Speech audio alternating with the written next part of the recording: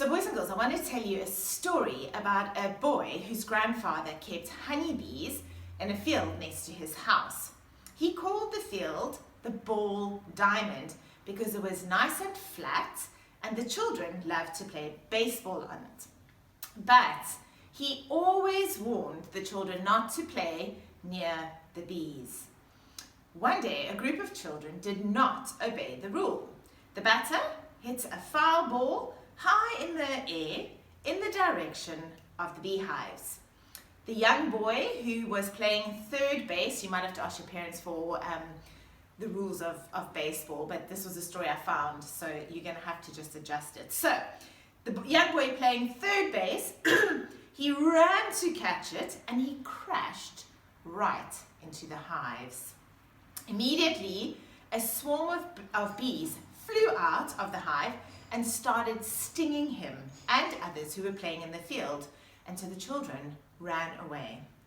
That day they learned how important it is to obey rules that are set in place to protect us.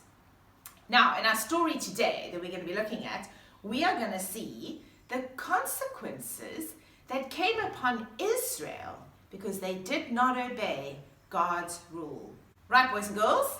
We are going to read our story now, but before we do that, I want you to take out your picture that your moms and dads have printed for you, the one picture of Gideon's army and the one picture of the Midianite army. Now, our lesson for today is about a man called Gideon. He was the judge that God raised up to save Israel. You will learn more about him as we go along. Now, Gideon, God had called Gideon to be the judge to rescue Israel, and Gideon had gathered together an army. It was a really big army of the men of Israel. It was 32,000 men. You can see in your picture in front of you.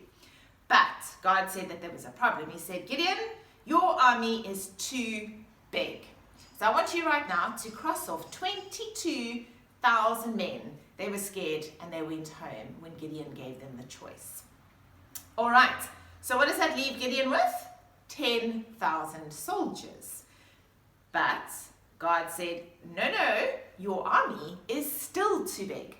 So I want you to cross off 9,700 soldiers because they went home, they had gotten down on their knees to drink water and they didn't lap it up like dogs. More of that in the story.